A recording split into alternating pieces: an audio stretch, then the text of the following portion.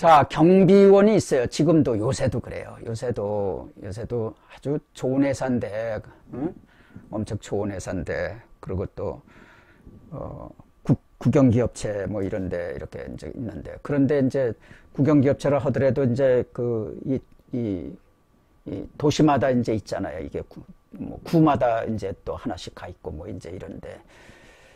그런데 경비원이 있는데 경비원이 거기에 출퇴근하는 사원들의 기분을 아주 고약하게 맺는데요. 경비원이. 그래서 무슨 선물이라도 주어야 이제 그 다음서부터 이제 좀 한대요. 이 경비원. 이거 문제예요, 경비원. 경비원의 불친절이 품질에 미치는 영향. 자, 쥐꼬리만한 권한만 있어도 티를 낸다니까.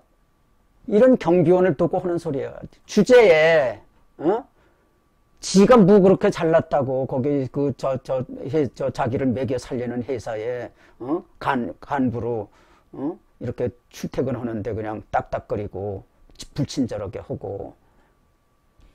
이런 사람만 보면은, 그래요. 저도 이런 소리 몇 번, 쥐꼬리만한 권한만 가지고 있어도 티를 낸다니까. 이 말은 사회적 신분이 별로 높지 않은 사람들이 권한을 빙자해서 목에 힘을 주고 고압적인 모습을 보일 때 뒤돌아서서 하는 말이다. 저도 해봤어요, 이런 말. 조직의 출퇴근 운전자도 티를 내고,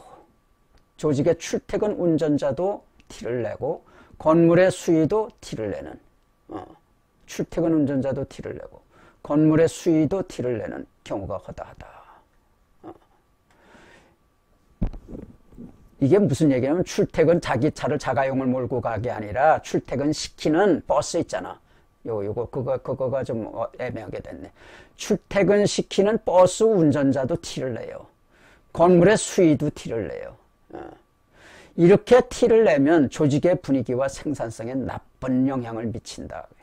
운전자로부터 마음이 상한, 그냥 출퇴근 버스 운전자로부터 마음이 상한 사원은 다른 사원들과 접촉하면서 괜히 화가 나는 것, 괜히 짜증 안 나건 또 그냥 거기서 기분이 상하니까 조그만이라도 짜증을 내는 거야. 화를 내거나 짜증을 내. 또 다른 사람의 마음을 상하게 하는 거야. 저 사람한테 짜증 받아가지고 또 이 사람한테 괜히 짜증 안 낼 것도 또 짜증내. 그 사람은 또 딴 사람하고 얘기할 때 또 짜증내. 그 기분, 연쇄 반응에 의해서 기업은 장부에 잡히지는 않지만은 많은 손해를 보게 되는 것이다. 따라서 제품의 품질이나 업무의 품질은 전 사원이 동참해야 향상시킬 수 있는 것이다. 그렇죠. 기분 좋게 만들어줘야 되잖아요. 누구든지 기분 좋게. 그러니까 모든 사원들이 다 사원들을 기분 좋게 만들어줘야 회사의 품질이 올라가고 생산성이 올라간다 이게요. 기분 나쁘면 안 올라가잖아요. 그런데 이런 거 교육시키는 회사 없어요, 별로. 이런 거 교육시키는 회사 없어요. 이거 교육시켜야 돼요.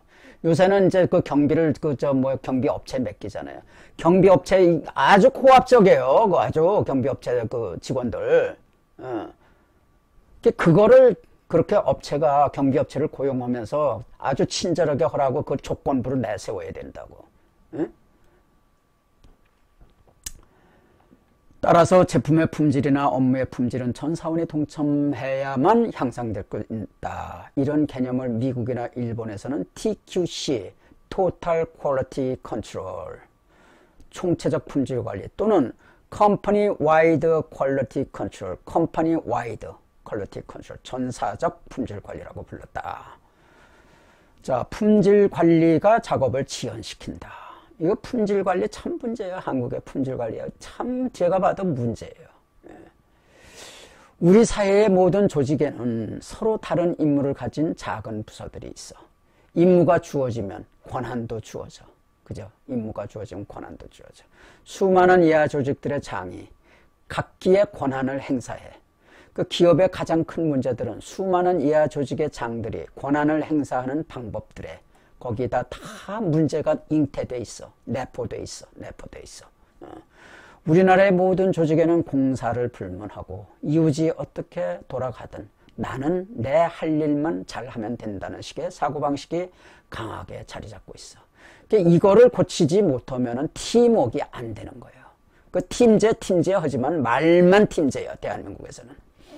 기업 단위의 문제가 발생하면 이들 부서들은 각기 내 책임이 아니라는 것을 증명하기 위해 지혜를 짜네. 예. 제가 이렇게 그 경영진단 나가서 보면은, 나가서 제가 보는데도 이래요. 서로 자기 책임 아니라고. 서로 싸워. 내가 맡은 일만 잘하면 된다. 내 책임이 아니다. 이 두 가지 말은 그 자체로 기업의 하모니가 잘 이루어지지 않고 있다는 걸 암시한다. 이런 자세와 모습은 건설 현장에서도 공장에서도 다 일어나고 있어. 누구한테? QC 요원들에 잘 나타나. QC 요원들. 자, 여러분 PM 하는 거 들어보셨어요? PM. 프로젝트 매니저. 프로젝트 매니저를 PM 그래요. 프로젝트 매니저. 프로젝트 관리자다 그래요. 프로젝트 하나 따. 그 프로젝트 자기가 관리하는 거예요. PM은 자기가 맡은 프로젝트가 한시라도 빨리 진척돼 가기를 갈구해. 그런데 공장의 작업 진도를, 그래서 공장에서 작업 진도를 막 독촉을 해. 아무리 독촉해서 빨리 해봤자 전 공정에서 후 공정으로 이렇게 넘어가려고 하면은 그냥 가. 품질관리 요원들이 와서 오케이를 해야 돼. 그 품질관리 요원을 기다리면은 뭐 하루 종일 기다리는 수도 있어. 아이고, 이거 딱하더라고, 딱해. 하루 종일 기다리더라고.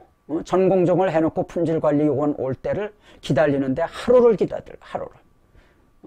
전 공정에서 작업한 내용에 대해 QC 요원들로부터 합격이라고는 판정을 받아야 해.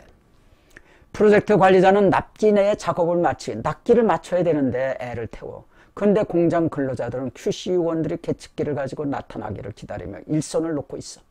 프로젝트 관리자는 QC의 지연을 원망해. 아유, 저 QC도 왜 저렇게 늦게 와? 왜 저렇게 늦어? 이러지만 QC 요원들은 당당해. 작업자들은 빨리빨리 일을 진행하고 싶지만 QC만큼은 철저히 해야 합니다. 이 QC 요원들이 그렇게 얘기를 하는 거예요. 만만디야, 만만디. 철저한 QC를 위해 작업이 지연되는 건 어쩔 수 없는 거 아닙니까? QC 요원들이 있다고 말을 해요. 이게 대한민국 QC야. QC 요원들은 늘 이렇게 주장해. 이것처럼 주장해. 공장 근로자들에게 QC 요원은 경찰이야. QC 요원들의 품질 우선 논리에 대해 반박할 사람은 그지 많지 않다. QC니까. 하지만 이러한 주장은 100% 틀린 주장이야. 시간 지연 없이도 얼마든지 QC의 목표를 달성할 수 있기 때문에 그걸 일본이 하는 거야. 그거를. 자, 예방적 품질관리와 경찰관식 품질관리. 예방적 품질관리를 하면은 하자품이 나오지 않으니까 재작업이 없어. 그러니까 납기도 탁탁 맞추고 비용도 안 들어가. 경찰관식 품질관리면 다 해놓으면 가서 계측기 가지고 측정을 해. 또 시험을 테스트를 해. 무슨 액체를 넣어가지고 엑스레이를 넣어가지고도 또 저 테스트하기도, 이거 테스트하는 것도 시간이 엄청 걸려요. 그러면 잘못됐다 그러면 다시 만들어야지. 재료 다시 들어가고 노인 다시 들어가야 되고, 시간 지나가면 이제 납기 못 맞추고 이제 이런 거예요. QC 부서의 검사 요원 수는 일본보다 많어. 우리가 엄청 많어. 하는 일에 비해 인원은 늘 부족한 것이 현실이다. 일하는 방법이 틀렸기 때문이다. 일본의 QC 요원들은 근로자와 함께 에러를 예방하는 방법을 사전에 연구하고 사전에 토론해. 알았습니다. 내일은 요거 조심하고 있어요. 요거는 요렇게 하겠습니다. 그 QC 요원들하고 같이 해가지고 서로 배워. 그래가지고 그대로 해. 그러니까 에러가 잘 안 나지. 수많은 작업자들 스스로 불량품을 만들지 않도록, 수많은 작업자들 스스로가 자기가 하는 일에 대해서 불량품을 만들어내지 않도록 훈련을 미리 시켜주고, 차관점을 가르쳐주고, 그 근로자 스스로 작업 과정에서 품질을 높이는 방법으로 일하도록 해줘. 이게 일본이 얼마나 멋있어요. 아까 그 한국 하는 거 하고 한번 보세요. 한국 하는 거 제가 거짓말로 하는 거 아니에요. 지금 가보세요. 똑같아요. 아주 답답해요. 하지만 한국에서는 이와는 정반대로 이른다. 우리의 QC 의원들은 마치 감독관처럼 목에 힘을 주고 권한을 행사하며 모든 검사를 혼자서만 하려고 해. 그게 자기 권위다 이게 권위. 목에 힘 빡 주고 눈에 눈발 세우고 눈발 세워보셨어요? 자기 영역을 근로자가 참겨놓으면 자기 영역을 근로자가 참겨놓으면 안 돼. 일본은 그 근로자 자기 영역을 근로자들이 이건 어떻게 합니까? 이건 어떻습니까? 뭐 딱 하는데 여기는 한국은 그러면은 그냥 자기 위신이 추락당하는 줄 알아. 권위에 대한 도전인 줄 알아. 권위에 대한 도전으로 인식하고 소위 티를 내는 거다. 전투 행위를 한번 생각해보자. 일선에서 전투를 할 때, 일선이 아니라 뭐 전투장에서 전투를 할 때.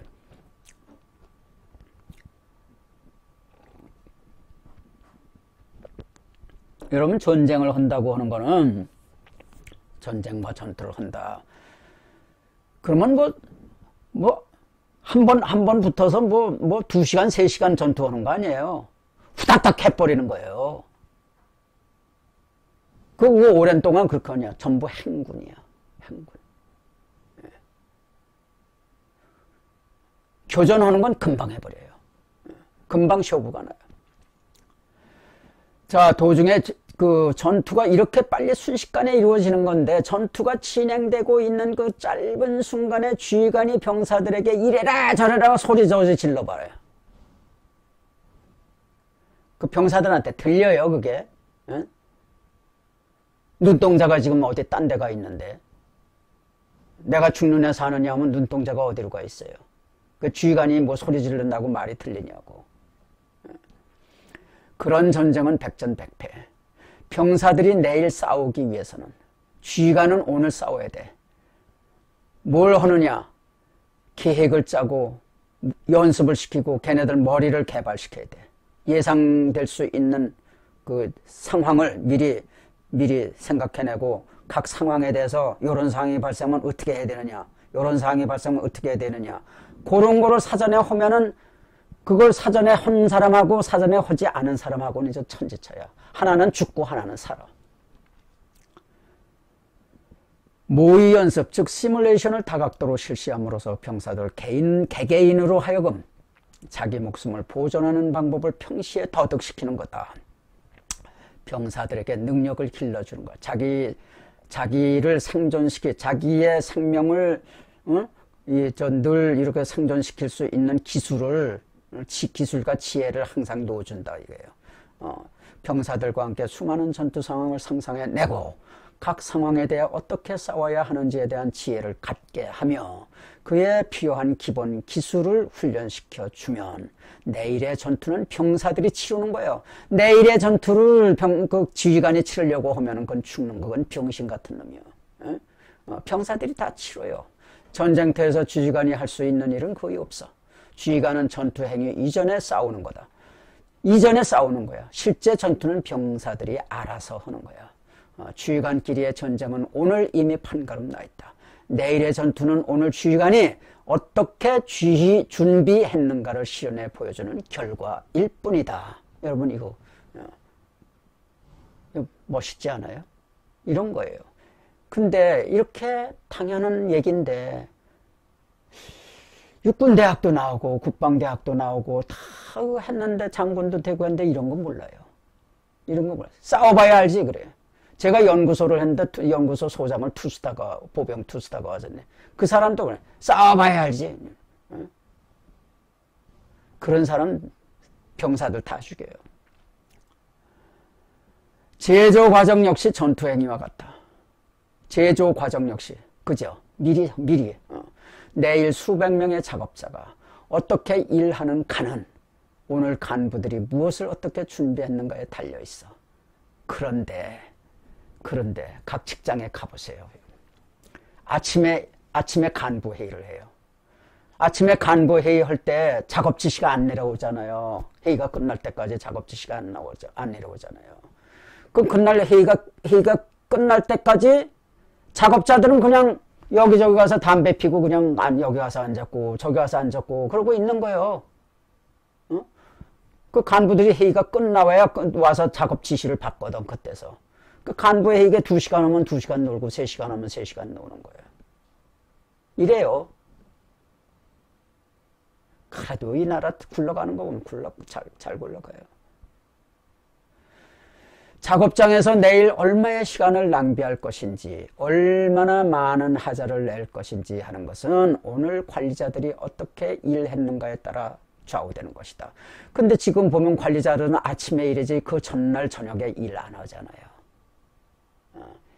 그 전날 저녁에 이미 작업 지시가 다 돼 있어야 아침이 되면 작업자들은 그 지시 받는 대로 그냥 일을 하는 거예요.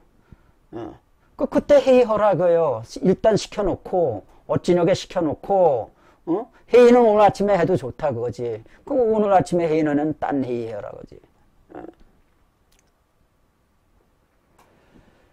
관리자들이 어떻게 했는가 좌우되는 것이다. 이런 관점에서 보면 일본의 큐시 요원들은 전투 이전의 병사들을 훈련시켜주는 지휘관처럼 일하고, 그죠? 정확하죠? 한국의 큐시 요원은 사전 준비 없이 전투가 발생하면 포화 속에서 이래라 저래라 고함을 치는 지휘관처럼 일하는 것이다. 맞죠? 준비 없는 병사는 포화 속에서 지휘관의 명령을 기다리느라 응용 능력도 발휘하지 못하고 스스로의 생명도 보존하지 못한 채 죽어간다. 넓은 작업 공간에서 수백 명의 근로자들이 일하는 모습을 일일이 관찰하고 지시하며 야단치는 관리자는 무능한 관리자다. 맞죠? 한국 QC는 경찰관식 QC. 예방이 아니야. 해놓고 이거 왜 이렇게 잘못해서 이거 다시 해. 그 남이 다시 하든 그거는 지하고는 관계없어. 그냥 다시 해. 아무런 부담도 없어. 그 애사심도 없는 거예요. 자기 권위만 있는 거예요.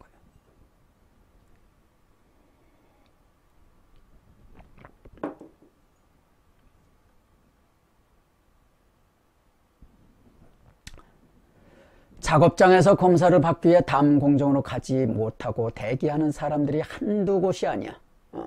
QC 검사를 받아야 할 항목들은 줄줄이 늘어서 있는데 검사 요원의 수는 늘 부족해. 엄청 많은데도, 일본에 비해서 엄청 많은데도 검사 요원을 기다리느라 하루를 기다리는 곳도 있다. 그래서 검사 요원은 낭비되는 비용을 별로 의식하지 않는다. 그리고 일본과는 달리 우리 작업자들은 품질 검사 요원들로부터 어떻게 하면 작업의 품질을 높일 수 있는지 배우지 못해. 그냥 하는 거야. 하라고 그러니까 이제 하는 거야. 하다 보면 이거 땜질 잘못됐어. 품질 검사자는 칼자루를 쥐었고 근로자는 칼날을 쥔 일종의 게임이 연속되고 있는 것이다. 품질 검사자가 작업 내용이 합격이다 불합격이다 판정하는 방법으로는 품질상의 하자를 예방하지 못한다. 또한 단순히 계측기를 가지고 하자 내용을 100% 발견할 수도 없다고요. 발견 못해요. 이러한 식의 공장 운영이라면 수십 년간 운영해도 학습이 이루어지지 않고 제자리 걸음밖에 할 수 없다. 학습이 없는 기업이에요. 학습이 없는 기업. 대한민국 기업이 거의 다 그래요. 일본 QC는 코치야, 코치. 이런 게 아니야. 코치. 하지만 일본의 QC 요원들은 작업자와 미리 토의를 해. 내일 무슨 작업을 하며 작업 과정에서 하자가 발생할 수 있는 요소가 무엇인지, 그것을 예방하려면 어떻게 해야 하는지 등에 대해 작업자들과 품질관리 요원들이 함께 모여 토의를 해. 예. 근데 요런 방법을 저는 요런 거를 일본이 요런 식으로 이런다고 하는 걸 1990년대에 그 책들을 이제 그걸 읽고 다 요렇게 이제 정리를 해서 기업에 다니면서 가르쳐주고 이제 했는데, 이게 1990년에 일본이 이렇게 한다고 하는 걸 알았는데, 저는 1970년에면 제가 40이니까 28살이지. 그때 포대장을 나가서 우리 병사들하고 이런 식으로 이제 했어요. 그거 보면은 제가 참 제 머리가 이렇게 과학적으로 된 것 같아. 예. 작업에 미안합니다. 제 하다가 제 자랑하는 것 같아서. 자랑이 아니라 뚝섬무지개 있어요. 작업의 품질을 높이고 하자를 예방할 수 있는 방법을 작업자들이 터득하기 때문에 하자가 예방되는 거야. 따라서 QC 요원들로부터 검사를 받기 위해 작업을 멈추고 대기시키는 일이 별로 없다.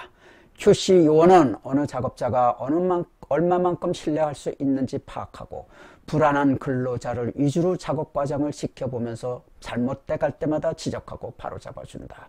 잘하는 사람들은 놔주고 저 사람이 아무래도 좀 못 믿어온데 거기에다 이제 눈을 많이 준다 이거예요. 품질 관리의 핵은 에러의 예방이야.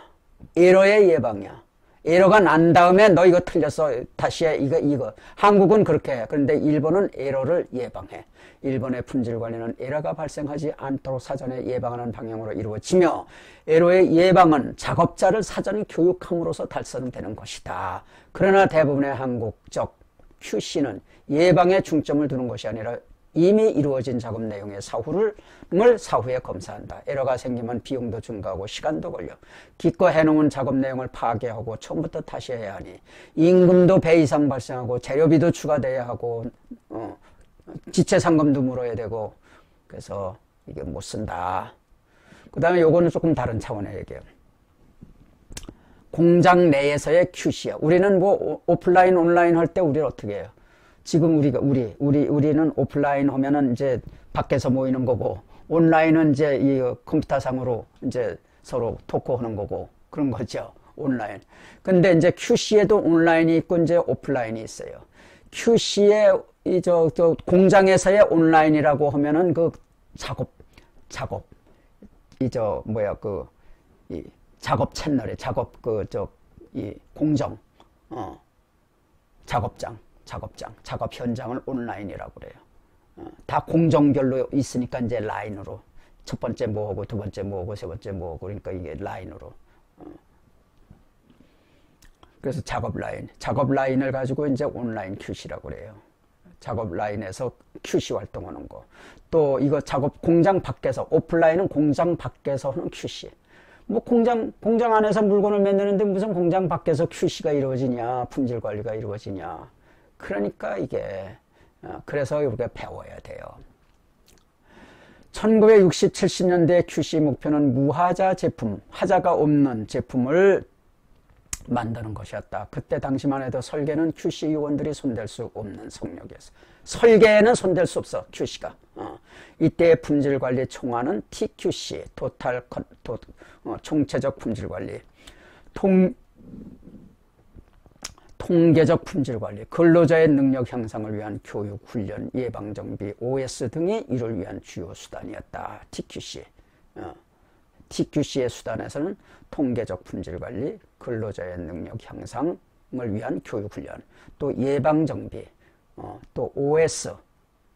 여러분 OS 지난번에 말씀드린 것 같은데 정리, 정돈, 청소, 그 다음에 이제 뭐 이렇게 청결, 그 다음에 이제 작업 기율, 요걸 OS라고 그래요. 등이 이를 위한 주요 수단이었다. 이러한 모든 도구들은 공장 내에서의 QC를 위한 것으로서 일본 품질관리의 대가인 다구치 박사는 이를 온라인 QC라고 불렀어. 이 온라인 QC라고 말을 만드는 사람이 일본의 다구치 박사예요. 다구치 박사. 품질관리 이론의 대가예요. 다구치가. 1980년대에 이르러 QC의 차관점은 오프라인 QC로 확장됐어. 이제 공장 밖에서도 이 QC의 진짜 큰 부분의 QC를 하기 위해서는 공장 밖에서 QC가 이루어져야 된다. 품질 관리는 공장 내에서만 시행돼야 할 것이 아니라 공장 밖에서도 시행돼야 하며 공장 밖에서 이루어지는 QC, 오프라인 QC가 에러와 비용을 현격하게 예방할 수 있다는 것이다. 어떻게 공장 밖에서 하는 QC 활동이 공장 내에서 발생하는 에러와 비용을 현격하게 예방할 수 있는 것이냐? 온라인 QC는 기존의 설계를 가지고 공장 내에서의 노력을 통해 일정한 품질을 하자 없이 뽑아내려는 노력이다. 하자 없이 뽑아내려는 노력이다. 그러나 오프라인 QC는 설계를 개선한단 말이야. 경영 혁신을 통해 제품의 성능을 한 단계 높이거나 또는 같은 성능의 제품이라 해도 이를 염가로 만들어내기 위한 노력인 것이다. 이걸 염가로 만들어내는 것도 QC예요. 설계 개선과 경영 혁신은 공장 외부에서 이루어지는 것이기 때문에 오프라인 QC라고 활동이라고 불렀다. 자, 가치공학, 밸류 엔지니어링이야. 밸류 엔지니어링. 이게 바로 1980년 후반대에 이제 그때 매니저 경영학의 총화로 이제 대두된 거예요. 경영학의 총화로. 밸류 엔지니어링, 가치공학. 1980년대 미국을 중심으로 밸류 엔지니어링이 확산됐다. 이제까지는 설계를 건드릴 수 없는 노타치야. 설계는 노타치야. 건드릴 수 없는 영역으로 여겨왔지만 이제부터는 가치공학을 통해 밸류 엔지니어링을 통해서 설계를 변경해. 설계를 변경하면은 생산 단계에서의 비용도 절약이 되고 품질을 높이며 또 공장문을 나와서 제품의 공장문을 남아서 수명을 다 할 때까지 발생하는 운영 유지비 라이프 사이클 코스트를 절감하다. 그래서 절감할 수 있어. 이게 밸류 엔지니어링을 통해서 그 개념에 의해서 설계를 변경한다고. 그래서 설계 품질이 높으면 생산 단가도 낮아지고 높으면이야. 품질이 높으면 생산 단가도 낮아지고 AS 비용도 적게 들고 AS 비용이 적게 들어. 운영비도 적게 들어. 예, 이거 사실이에요. 1980년대 초 미국은 이러한 라이프 사이클 코스트가 설계 단계에서 80% 이상 결정된다는 연구 결과를 발표했어요. 저 이거 한참 이제 유명할 때 이게 이제 유행일 때 제가 미국에 가서 미국 국방부에 가가지고 이런 거를 현지에 다니면서 많은 설명을 들었어요. 책도 가져오고. 그러니까 한국에서는 또 이걸 레포트를 만들어 가지고 이제 국방 분야에 이제 연구 보고서 이제 제출하고 뭐 이런 걸. 자, 이게 그러잖아요. 우리가 태교가 중요하다는 게 이 뱃속에서 80%의 인격이 형성된다고 그런 얘기가 있어요. 그게 제 말이 정확한지는 모르지만 하여간 태교가 엄청 인생의 인격을 좌우하는데 성격이라든지 인성이라든지 이런 걸 거의 좌우한다. 뭐 그런 얘기 하는.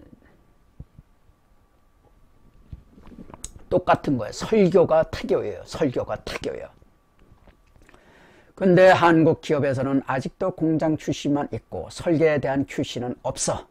우리나라 대부분의 제조업체는 선진국 제품을 복사, 카피 프로덕션. 그러니까 복사 생산만 했기 때문에 설계 도면은 신성 불가치며 남의 거 우리가 그거 좀 큰일나지. 우리가 수정할 능력이 없어. 우리는 그 노타치야. 로 알고 있다. 그래서 설계에 대한 QC가 불필요했던 거다. 한국에서는 설계 능력이 없으니까 남으로부터 가져온 설계니까 그거 건드리면 안 되지. 그거는 노타치야. 그러나 지금은 주문 제작이나 기존 제품에 대해 설계 품질을 높여야 한다. 주문 제작을 특히 플랜트 회사, 플랜트 제작, 플랜트 부품 이거 제작하는데 라이프 사이클 코스트를 전략하기 위해서는 설계 엔지니어들만 필요한 거예요. 설계하는 엔지니어들만 설계를 하는 게 아니야. 설계를 한다고 해서 설계 엔지니어들만 설계를 하는 게 아니야. 정비 경험자. 그래야 평소에 이거는 정비가 자주 해. 이거는 정비가 자주 해. 그러면 요거를 말이야. 이 깊숙한 곳에 해놓으면은 이거 하나 정비하려고 깊숙한 곳에 이걸 묻어놓으면은 그 안에 여러 개를 빼내야 되고 그 다음에 그걸 고쳐야 되니까 이게 안 돼. 그러니까는 이게 정비 경험자. 이 사람들도 이제 와가지고 의견을 해야 되고 운영 경험자. 이거 타는데 말이야. 이 문고리가 이게 고리가 손잡이가 여기 이쪽에 있어야 되느냐 이쪽에 있었느냐 어디 높이에 있었느냐 낮게 있어야 되느냐 이런 거 그런 거 손잡이 이런 거를 이제 엉뚱한 데다가 이렇게 해놓으면 불편한 데다가 해놓으면 그거를 이제 이렇게 억지로 하다가 이제 무리가 가해지고 이제 이러니까는 비용이 많이 든다. 운영비가 많이 든다. 그래서 운영자들, 그 다음에 정비 경험자들, 그 자주 고장날 수 있는 부품을 구성품 깊숙한 곳에 위치시도록 설계를 하면 정비하기에 고통이 따르고 정비 비용이 높아져 운영 단계에서는 사용자가 편리하도록 인간공학적 차원의 요소들이 반영돼야 돼. 따라서 오늘날의 설계는 설계 엔지니어들만 참여하는 것이 아니라 정비 운영자 그리고 고객들도 참여하는 것이다. 오늘날의 품질 관리는 공장 내부에서만의 품질 관리가 아니라 전사적인 품질 관리, 심지어는 경비 업체까지도 너들 우리 회원, 우리 사원들한테 친절해? 알았어? 요새 정비업체들 아주 뭐 저가 이래요. 저가 아주 뭐 무슨 뭐